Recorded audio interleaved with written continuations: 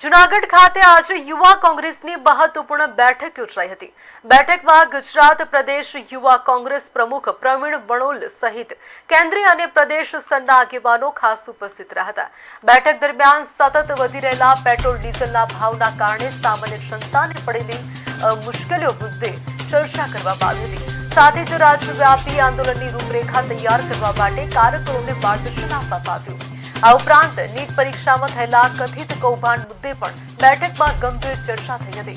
યુવા કોંગ્રેસના આગેવાનોએ વિદ્યાર્થીઓના ભવિષ્ય સાથે ચેડા થઈ રહ્યા હોવાના આક્ષેપ સાથે કાયદાકીય અને રાજકીય લડત વધુ મજબૂત બનાવવાનો સંકલ્પ વ્યક્ત કર્યો હતો।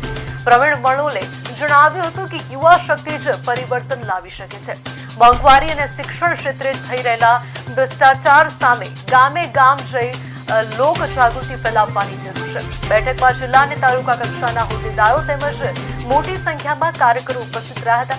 આગામી સમયમાં જિલ્લા કક્ષાએ ધરણા અને પ્રદર્શન કાર્યક્રમો યોજવાનો પણ નિર્ણય લેવામાં આવ્યો હતો।